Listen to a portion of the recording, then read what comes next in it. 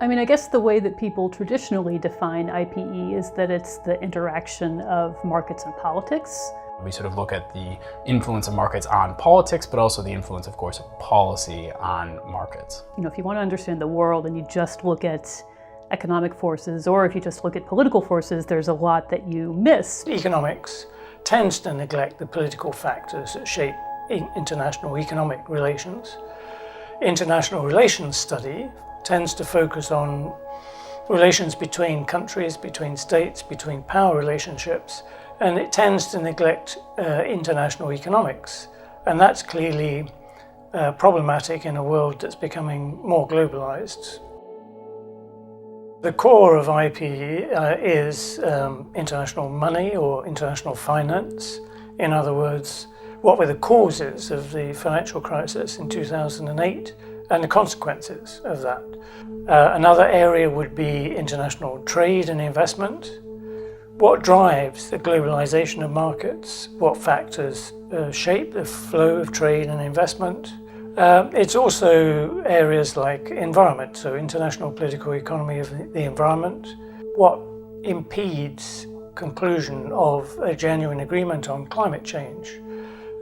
These are not straightforward economic or political factors, but a mixture of both. You know, if you just look at politics, a lot of the things that we know about political structures and their outcomes that they produced are all kind of based on power. And the traditional approaches would exclude looking at economics. They'd just sort of look at, you know, military power or sort of conventional ways of measuring who's sort of the strong actor and whether they get what they want. By contrast, if you just look at economics, you know, that's something that explains a lot about how markets work, but it doesn't really take into account power dynamics. It doesn't take into account political institutions, international institutions. So IPE sort of brings all of that stuff together, I would say. So substantively, we enjoy some overlap with what a lot of our IR colleagues are doing. So this is clearest in the relationship between security on the one side and then political economy. And we can see all kinds of instances, of course, where political economy and foreign economic policy is used to try to achieve security goals. For instance, use of economic sanctions to try to change another state's security behavior or sort of military aggression, those kinds of things. We also see things in the other direction as well. So the creation of alliances sometimes with partners who might make for very good investment opportunities or become good trading partners. And of course that can be collaborative and cooperative, but it can also be dominating and take the form of imperialism. If everything were economic forces, we wouldn't be in the 12th iteration of the Greek, Greek Eurozone crisis. There are a lot of things that politics explains, the timing of or the sort of persistence of.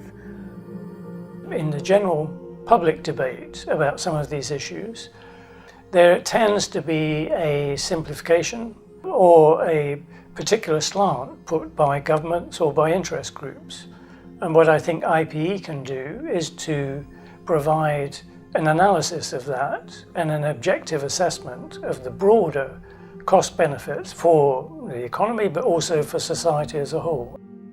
There are relatively high opportunity costs to working in the field of IPE as an academic, because typically a lot of my colleagues could earn more money and perhaps have better working hours if they were to go into other fields. And so most of us that remain, I think, are very passionate about trying to actually find a way to do things better. Year after year, IPE proves itself to be worth studying. I mean, I got my first job in 2008, which was sort of right when the financial crisis hit. And, I said to my classroom at the time, oh, there's no better time to be studying IPE. And I say that every year because it turns out to be renewably true. I mean, there's always stuff in the headlines that I think you understand a lot more if you do have an IPE perspective sort of in your, in your arsenal. The Masters in International Political Economy at the LSE was one of the first that was established in the UK, in fact, one of the first programs internationally.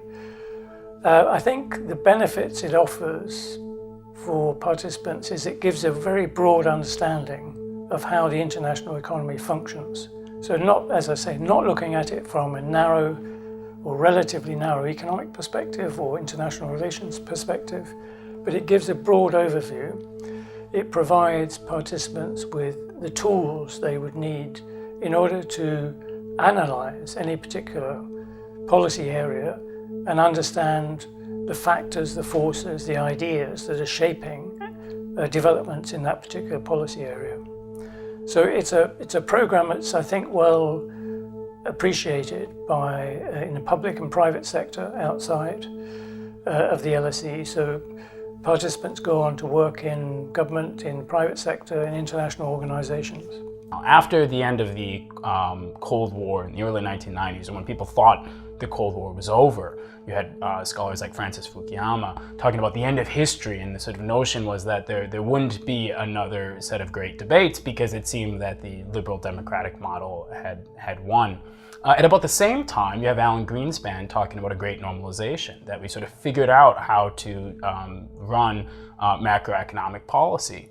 And then you have a series of repeated financial crises and debt crises. And we've sort of been between either in a crisis or just coming out of or just going into a crisis since the mid to late 1990s. And I think there's a much broader view now, or a much more broadly accepted view in IPE, that a lot of what we thought we knew just isn't the case. A lot of our old tools and techniques just aren't working the way that we expected. And so on the one hand, it can be very dismaying and challenging to us because we think, my gosh, we thought we knew what was going on, and yet it seems like everywhere we look, the old maxims just aren't playing out. On the other hand, as an academic, it's extraordinarily exciting because there's a lot of room for us to do a lot of good and to try to come up with a new way to synthesize all these new anomalies that we've been experiencing.